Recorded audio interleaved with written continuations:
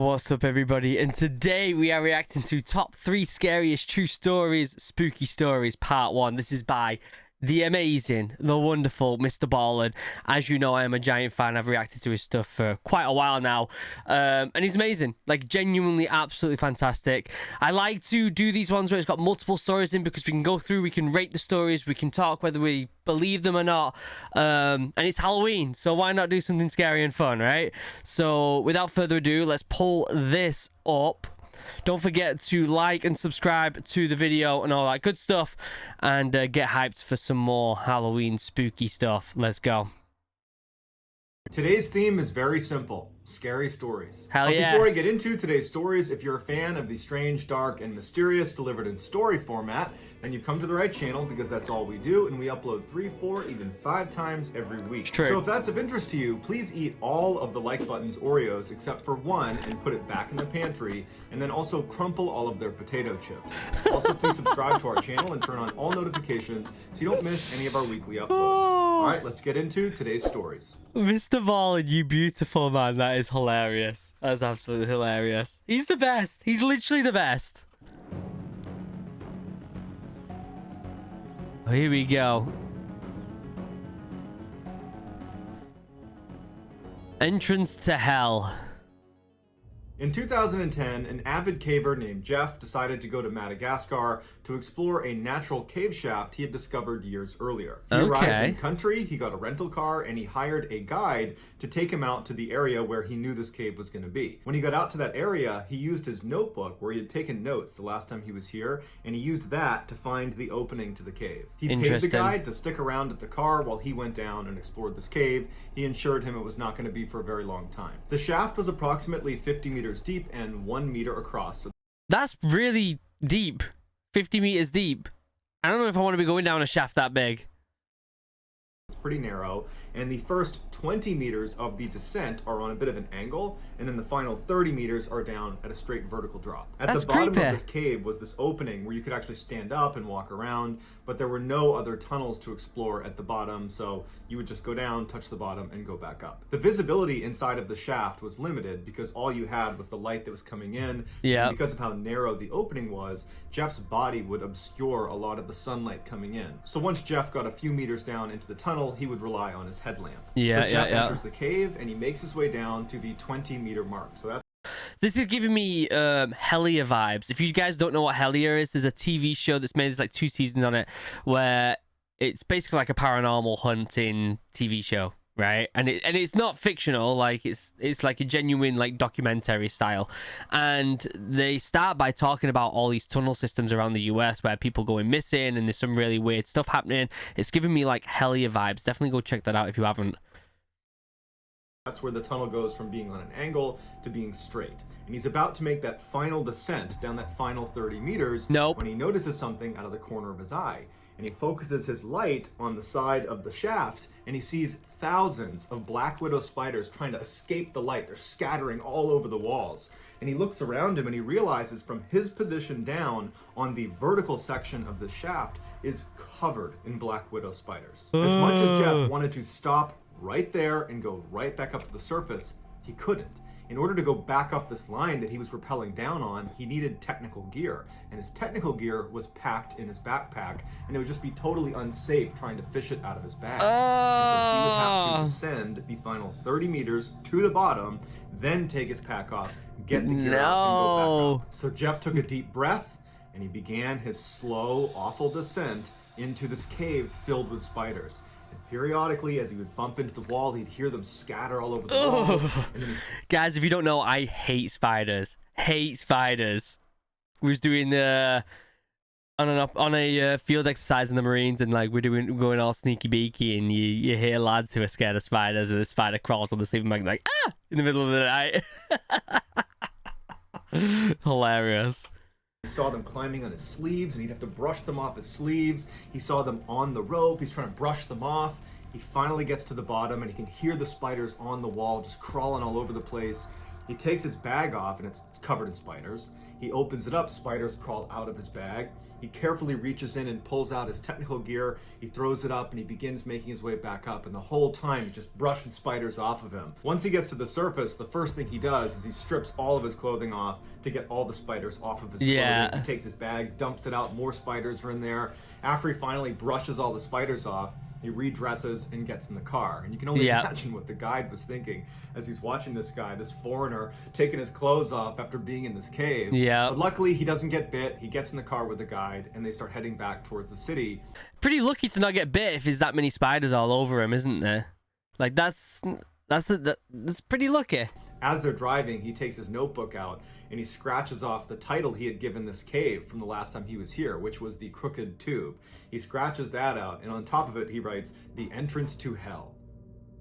Okay, so that's the first story. What do I think of that? So, I'm going to give that a solid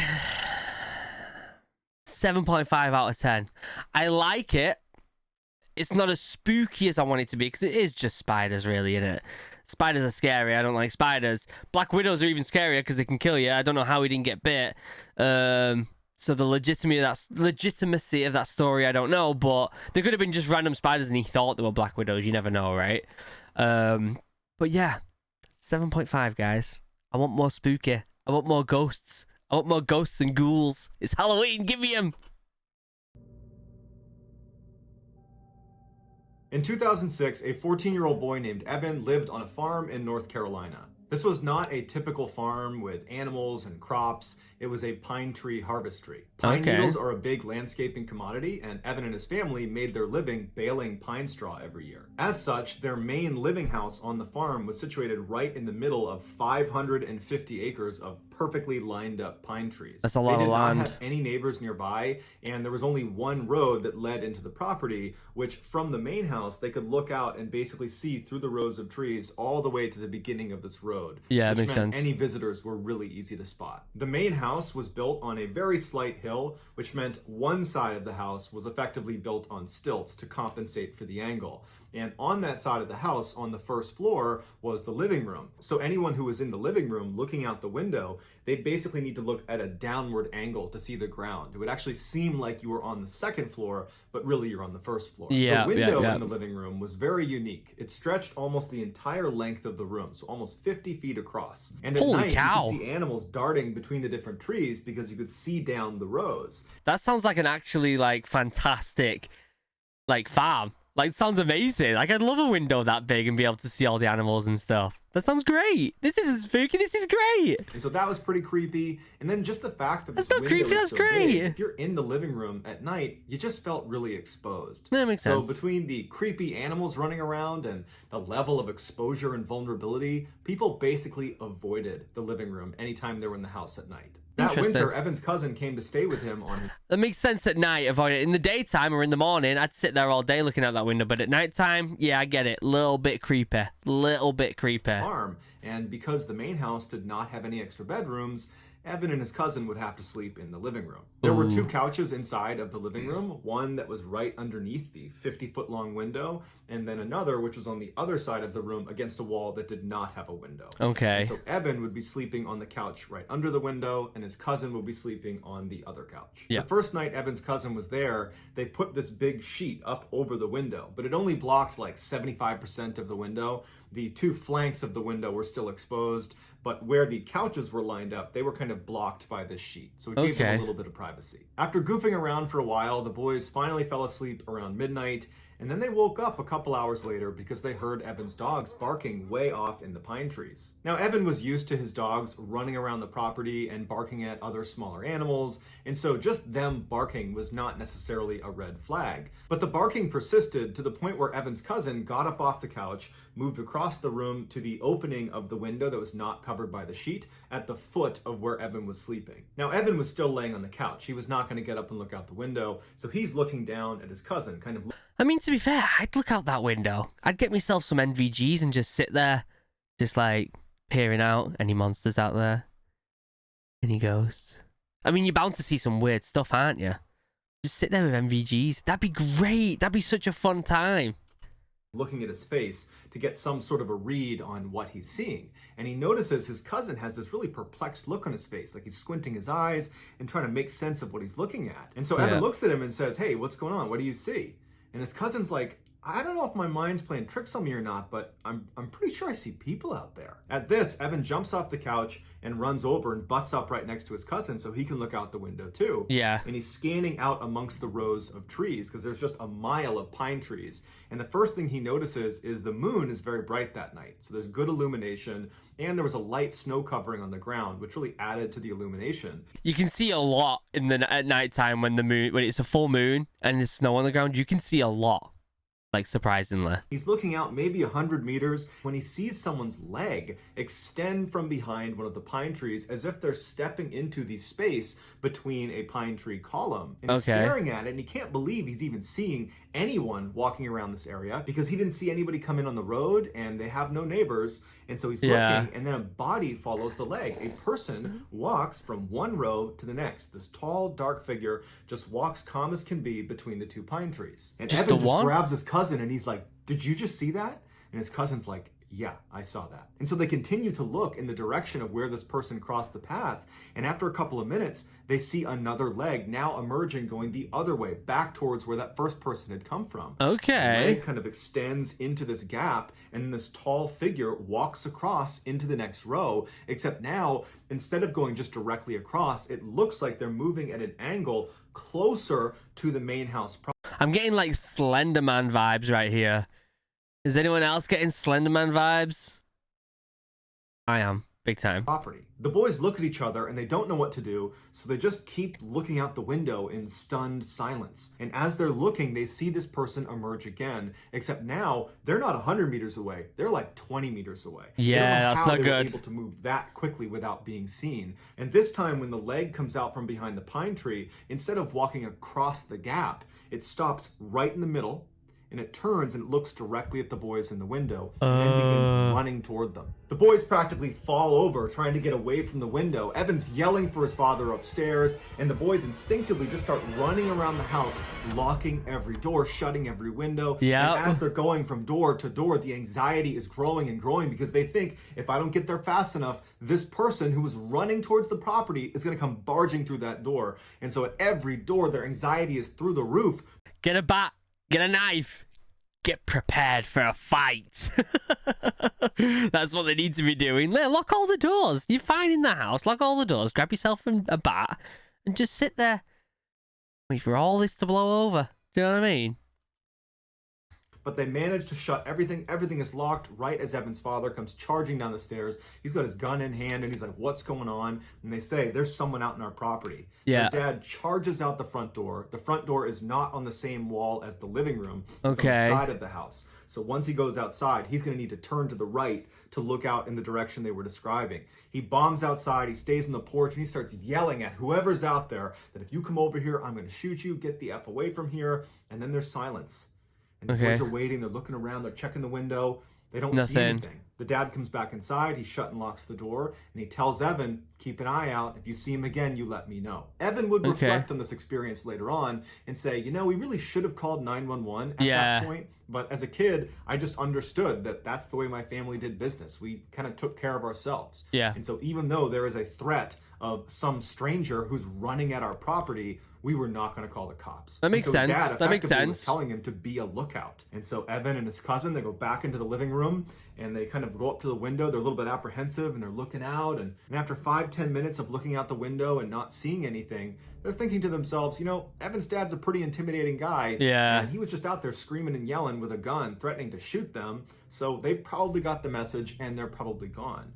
And so the boys got back into their couches, and it took them a while, but they did ultimately fall asleep. The next morning when the boys got up, the first thing they wanted to do was go out there and see if they could find footprints from this person to kind of confirm it really was a person, because part of them thought, you know, maybe we didn't see that. Maybe that was our imagination. Right. They don't know. And so they start by going out the front door, so not on the same wall as the living room. They go out the front door, they turn, and they walk down into the trees. And they're looking around, and they find some footprints. So they're confirming to themselves, okay, there was someone out here. It wasn't us. This is not our footprints. We found them. So they start following the footprints back towards the property, and they realize at some point there are two distinct sets of footprints. Interesting. There were two people out here. And even worse is they followed them all the way up to the house.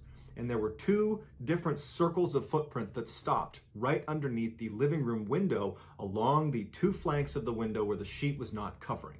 Which means over the course of the night, when Evan and his cousin were up at that window looking out, there's a good chance that one or two strangers were tucked up against the side of the house. Yeah. And they would not have seen them because of the angle out of the living room window. It was steep because of the stilts it was on.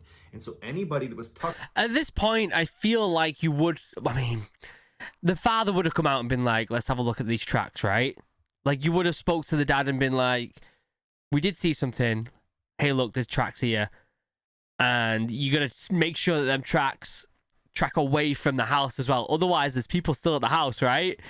That's the scary part, right? You got to figure out if there's people still there. But yeah, you'd call the police at one point, wouldn't you? If you were a bit like, or at least you'd let the local sheriff know. You'd be like, just so you know, there was some randoms running around our house last night, you know, just in case it happens again tomorrow, just we're letting you know. Like, you'd let somebody know, wouldn't you? I don't know. It seems like... I love these stories. Firstly, MrBallen is phenomenal at telling stories. You get sucked in so easily because he's so good at it. He really is a master at his job. But secondly, I love the spooky stories that have a little bit of realism to them. The spider one, okay. But people can be weird. They can be freaky and creepy. People are monsters. Like, you get, like, big wolves and shit. Like, when we heard the Skinwalker Ranch one...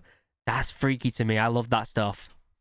Tucked up along the side, they'd be in a blind spot. And then for sure, after Evan and his cousin got back into bed and were sleeping, there were two strangers who were right up against those windows, probably pulling themselves up to look inside. When Evan's father found these footprints, he immediately grabbed his gun and tried to follow them back into the woods to see where they came from, but unfortunately the snow cover wasn't complete, and at some point they lost the tracks and never figured out who those two people were. Evan would say, following this event, his cousin refused to ever come back over his house for a sleepover.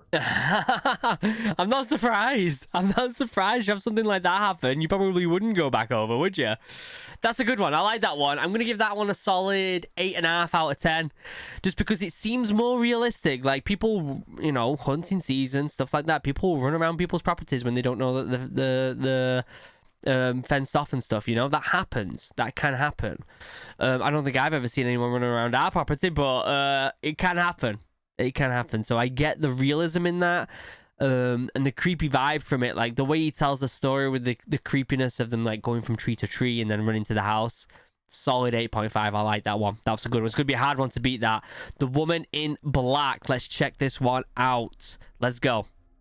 In October of 2005, a 21-year-old named Nathan was back home in Elk Grove, California, visiting his mother at her apartment for a couple of days. Her apartment was part of this really safe complex. It was gated. There's lots of lights and cameras. So anything that went bump in the night was just going to be, you know, your noisy neighbors or something. On the last night of Nathan's stay, he was laying in his bed in the guest room, listening to the hum of the street lamp that was outside and the crickets and the passing by of cars when he drifted off to sleep. At about 2 a.m., Nathan woke up, or so he thought. He couldn't move his body, he could only move his eyes, and even though he had never experienced sleep paralysis before, he instinctively understood this is probably that. Right, he noticed the room right. was completely silent. There was no more crickets, no more hum of the light outside, no more traffic, just total silence. I've heard that a lot with paranormal stories where when something's about to happen, there's just silence. Like pure silence. I've heard that quite a few times because I love listening to stories like this. And I've heard that quite a few times. If something's about to happen, there's just silence and nothing. Nothing. And it's kind of creepy. And then he started flashing his eyes around the room because he couldn't move his head or his body. And he started taking stock of the room. The bed he was in was positioned as far away from the door as he could in the back right corner. From where he was laying, if he looked to his right, in that corner was this big armoire, and then moving left from the armoire as he scanned the room, you'd come to the door, which is on the opposite side of where his bed was, and then if he kept scanning left, he would reach the foot of his bed, and just beyond the foot of his bed was a table and a chair. But because he was laying flat, he couldn't really look down and actually see the table and chair. And so with all of his strength, he managed to raise his head just enough that he had a line of sight to that section of his room, the only section he has not looked at yet. And he sees the table and chair, and he sees in the corner is this dark figure that's standing there looking at him. He's completely frozen with fear. His thought is, there's an intruder in the house. How did they get in here? What are they doing in here? This does genuinely sound like sleep paralysis, doesn't it? It really does. And he managed to keep his head up just long enough to get a decent look at this dark figure, and he determined it was most likely a woman with a shawl covering her face. And before his head fell back to the pillow, he saw her suddenly crouch down on the ground out of view. And then Nathan's head fell back. And now he knows there's just some stranger in his room, and he can't lift his head up anymore, and he's looking around with his eyes. He sees the armoire, he sees the door, he can't see that table and chair, and then he hears the sound of someone slithering along the ground out of view. And he can This is 100% sleep paralysis. It's creepy AF. hear her breathing as she's getting closer and closer to the edge of the bed. And he's laying there terrified. He's so scared he can't even make a sound. And he's telling himself, this has to be a dream. Wake up, wake up, wake up. And he's laying there, and this woman, she stands up and she leans out over his bed and she looks at him, and her face is pale and her eyes are sunk way back in her head. That's and creepy. she begins to slowly crawl on top of him. And Nathan's sitting here looking at this woman. He wants to close his eyes, but he can't. Then he just feels his chest being pressed down. He can hear the sounds of the springs compressing all around him as this woman positions herself on his chest. And then he finally manages to let out a scream, and then suddenly he's awake. The woman's gone. And he sits up and he's looking around. There's nobody in his room. Yeah. The familiar hum of the light and the crickets and the traffic outside, they all return. And his mom comes running in the room, and she's like, hey, are you okay? I heard screaming in here. It's sleep paralysis. 100% sleep paralysis. I've done it before. It's horrific. It's horrific. He said, oh, no, I had a bad dream. I'm fine now. Yeah. I had a terrible dream, but I'm fine now. Yeah. And his mom's like, okay, all right, you need anything? And he's like, nope. So she comes over, she gives him a hug and a kiss. She goes back to bed, and he would go downstairs, flip on a Disney movie, actually Aladdin, and he would fall asleep with a Disney movie on and with lights on. And there was no more sleep paralysis that night. The next day, Nathan... Is it going to be the new Aladdin? Because that's even scarier than the woman in his bedroom, right? Will Smith as the genie? That's pretty damn scary. He got up and he headed back to his house, and he couldn't shake the experience. He had never had sleep paralysis before, but it was just so much more terrifying than he ever would have imagined. And he's just thinking to himself, I can't believe there are people that put up with this on any sort of regular basis. Yeah. But, after a couple of days and getting home and not experiencing any sleep paralysis, time went on and he just kind of forgot about it. A few months later, in March of 2006, Nathan is at this big family party in Chico, California, big outdoor barbecue, all of his family's there, and at some point his sister shows up. His sister was not supposed to be attending this party, so it was a great surprise. He hasn't seen her in a while, and he immediately pulls her aside to catch up with her. And so for the first hour of their conversation, they're just chatting about their lives and what they're up to. Towards the end of their conversation, Nathan suddenly felt compelled to share his sleep paralysis experience with his sister. Okay. And the reason he wanted to was because he knew that she knew that he was actually a skeptic. And so she would believe him. He's telling her this is what happened. She would believe that that's what he saw. That makes sense. That makes sense. When someone's a skeptic, like myself, if I actually have a genuine experience or something, it's more believable because people know that I am 100% going to be questioning it because I am a skeptic. Makes sense. Makes sense. Saying, I had the weirdest experience at Mom's apartment just a couple of months ago. I'm pretty sure it was sleep paralysis. And his sister immediately butts in and she goes, wait a minute. I had sleep paralysis for the first time in my life 2 weeks ago at Mom's apartment. It was horrible. I was in the guest room and then I saw this woman and she was like standing on me. I thought I was gonna die. It was horrible. That's exactly what happened to me. I was laying in the guest room and I couldn't move, and then I saw a woman in the corner and she stood on my chest. They proceeded to go over all the details of each of their stories, and they discovered that they had had almost the exact same experience. And that is 100% creepy because the story is sleep paralysis, right? That's the vibe you're getting from this. Is it happens to a lot of people around the world.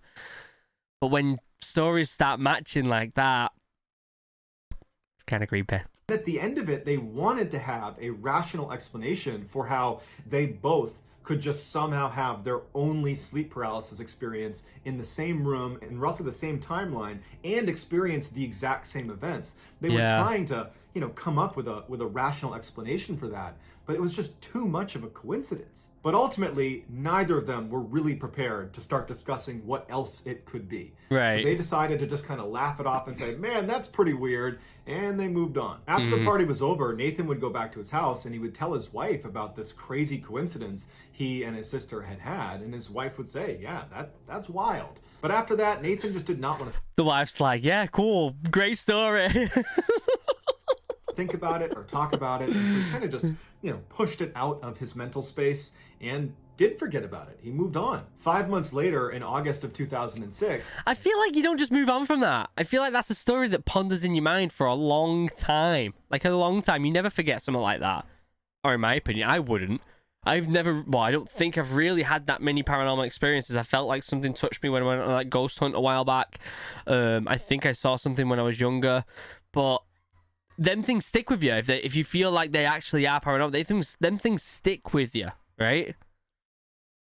Nathan's mom would move out of that apartment building and she would move into a 2-story house still in Elk Grove, California. Okay. Shortly after she moved in, she asked Nathan if he would come spend a couple nights with her, and Nathan said sure. In order to better understand what happens to Nathan over the course of his stay at his mother's new house, you need to understand a basic layout of her house. Okay. So when you walk through her double Here we go. He's going to give us the layout of the house. Describe everything. doors, to your left is going to be a formal living room. In the center of the house is a hallway that shoots straight back to the kitchen. And then to your right when you walk in, there's a wall. And on that wall is the stairs leading up to the second floor. Okay. If you take those stairs to the second floor, you reach a landing where there's a window that looks back into the backyard. And immediately to your right, there is a single door. And that's the master bedroom where Nathan's mom would sleep. From the landing, if you turned left, there'd be another door that's a mirror image of the master bedroom door. Okay. And this door is the guest room. That's where Nathan was going to stay. And then to the left of the guest room is a hall that went to the front of the house, but that's irrelevant to the story. If you went inside the guest room, the bed was located in the back right corner. So the same layout as the guest room in the apartment building, where the person laying in the bed, so Nathan, his feet would be closest to the door. Makes and sense. From Nathan's perspective, in the bed, the only other piece of furniture in this new house guest room was a table that was, from his perspective, on the right-hand wall, centered on the wall. Okay. And on the table was a TV. So that's the only things in the room. The first night Nathan was at this new house was totally uneventful. We've had a full tour now. Second night, not so much. He was up in the guest room, laying on the bed, watching TV. The lights are off, it's just the TV on, and at some point, he dozes off. He wakes up a short time later, and he can't move. It's the same sensation he had when he was staying with his mom at her apartment. And he begins to panic because the last time he felt this way, a strange veiled woman stood on his chest and made it feel like he was dying. And so immediately, he's trying to move his body. He can't. And so using his eyes, he starts looking around the room. Praying that this woman is not in the room with him. And so he looks to the right, to that corner, which he can see. There's no one there. From this corner, he starts scanning across the room. He sees the TV, it's still on. He keeps scanning and he sees the door and it's open. And then he scans and he's able to just barely make out the space at the foot of the bed. He can actually see to the corner, and this woman, she's not in here. And so initially, he feels incredibly relieved that she's not in the room with him. Is his mum haunted? Is his mum? His mum's haunted. Or maybe she like turns into a weird zombie woman. But then he finds himself focusing on the open door into the dark hallway. Okay. And thinking to himself, please do not come walking through that door. And so he stares at the open door, just hoping he breaks out of this sleep paralysis, when he notices something about the TV. It's flickering. And so he averts his gaze to the TV. The ring. And he realizes what he's looking at on TV does not look familiar. It does not look like a TV show. It looks like CCTV camera footage. Like it looks like a security camera footage. And he realizes the footage he's looking at is the inside of his mother's kitchen downstairs. He recognized the way it was laid out. That's his mother's house. Legit got goosebumps right now. Both the story and MrBallen. Unbelievable. Legit got goosebumps. This is creepy, this one. This is a good one. That's downstairs. And he's staring at the footage thinking, why is this footage playing on the TV? Yeah. And I don't think there's a camera down there. When he notices on the camera, the woman with the veil walks into the middle of the frame. And she looks up at the camera right as the camera turns off. And then the room is completely dark. There's no more ambient light in the room. The hallway is dark. And he's left paralyzed, knowing this woman is downstairs in the kitchen. Classic. And as he's laying there, he hears her start running through the house. And it sounds like an animal barreling into things as she's Legit goosebumps, guys. That is creepy. Creepy. Running through the bottom floor, and she stops at the foot of the stairs. And he's thinking to himself, I know where she's going. She's coming up to my room. And so as he's laying there, he feels his heart racing, and he's staring at the open door. He knows she's going to come flying up those stairs, and she's going to come through that door. And instead of running up the stairs, he hears her take 1 step, 2 step. And as she's making her way up the stairs, he's just thinking, please break out of this trance. Stop this paralysis. Wake up, wake up. And then he sees her head emerge, and she turns to look at him from the stairs into the room. And once she sees it's him, she bolts around and starts charging into the room on all fours like an animal. No! Oh, this is so creepy. At this point, Nathan lets out a primal scream. He is scared for his life as this woman is charging towards him, and she stops dead in her tracks right in the middle of the room.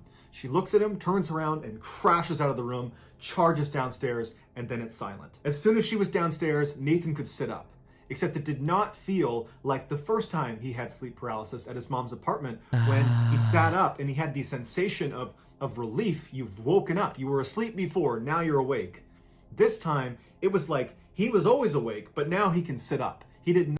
I don't like this one. This one is good. This one is good. I don't like it. Not have a sense of relief. In fact, he was worried she was still in the house. Yeah. And as he's sitting up in bed, his mother comes running into the room. She looks disheveled. She's half asleep, and she's like, "Was that you? Were you running around the house? I could have sworn I heard someone running around the house. Was that you?" Nathan's looking at her, and he can't even process what he's been through, whether that was real, whether it was a dream, and he's trying to find the words to describe to his mom the dream he had, but like he can't process what's happening, and he just says, "Mom, we have to check the house. Yeah. We have to make sure no one's in the house." This picture.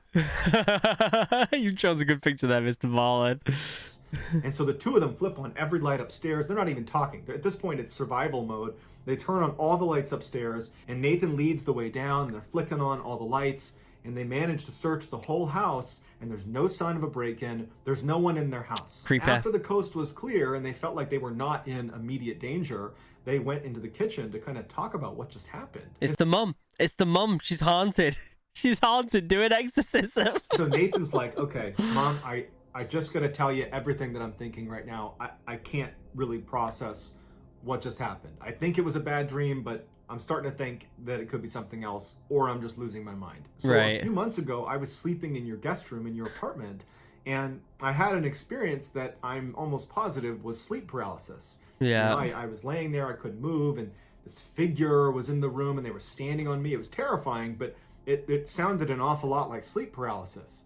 But then a couple months after that, I talked to my sister, and I told her about it, and she told me that very recently, right before you moved into this house actually, she was in that room, and she also had basically the exact same experience. She had never had sleep paralysis before. I had never had sleep paralysis before. Is the mum going to be like, "Oh yeah, don't worry about that. That's my evil twin that I keep in the basement. No big deal." So we've basically had the exact same horrifying experience in the same room around the same time.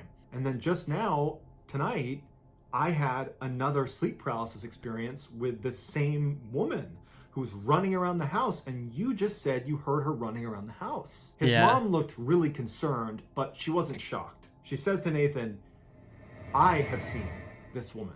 I saw her in my apartment way long time ago, but I remember what you're describing. That's the experience I had." I legit am getting shivers up my spine right now, like big time. This woman, showed up in the room, and she stood on me, and it scared the heck out of me, but I didn't tell anyone because I thought it was sleep paralysis. Yeah. And so Nathan and his mom proceeded to spend the next several hours just talking through what this could be. How could they, all three of them, him, his mom, and his sister, how could all of them have had the exact same experience?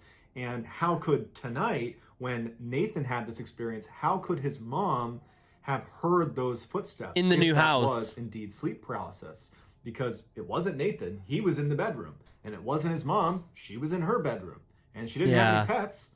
So who could it be? Nathan says he and his family are still totally rattled by this experience. That's why they're going to end the story?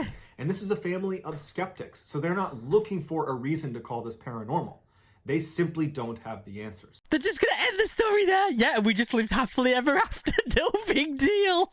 Nathan has said that he, his mom, and sister have not had any further experiences with the woman in black ever since that last experience Nathan had, and they're just hoping it stays that way. So that's going to do it, guys. If you found these...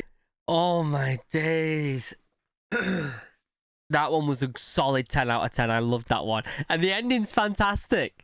Yeah, and we just spoke about it and went back to bed, and that's it. We just got on with our lives. I loved that one. Let me let MrBallen finish off his video with talking about all this stuff, and then we'll talk. In today's episode, let us know in the comments what it is and where you found it. Give us the timestamp, and if you're the first person to do that, we will pin you at the top of the comments section. If you enjoyed today's video and you haven't done this already, please eat all of the like button's Oreos except for one, and then put the box back in the pantry, and then also crumple all of their potato chips. Also, please subscribe to our channel and turn on all notifications so you don't miss any of our weekly 3, 4, even 5 video uploads. If you want to get in touch with me, you can direct message me on Instagram or on Twitter, where my username is the same. It's JohnBallen416.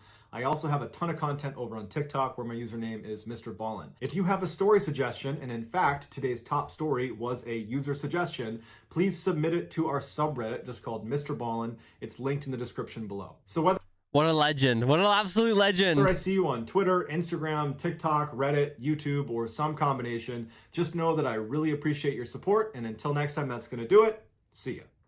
What an absolute beautiful legend that man is. Tells some fantastic stories. I've reacted to a couple of MrBallen videos now, right? Probably 3 or 4, I think, over the time of me having this channel. That might be the best one. That might be the best one. Legit, that last story spooked me. Shivers up my spine looking around the room. I'm going to be sleeping tonight like... Any women in here with veils over their face that's going to run around the house, because I'm kind of creeped out.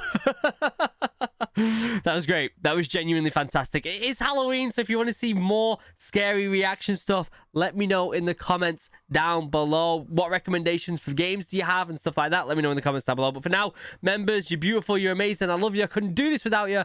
I honestly couldn't make videos every single day if it wasn't for you members. So thank you for supporting the channel as much as you do. I appreciate it. Guardsmen and officers, it's been absolutely fantastic getting to know you guys in the private Discord and playing some video games with you. It's genuinely been a ton of fun, so thank you for being awesome. Links down below to all my socials, including the 2 different YouTube channels, OriginalHuman Geek and OriginalAdventures. Check them both out. Other than that, have a wonderful day. Goodbye.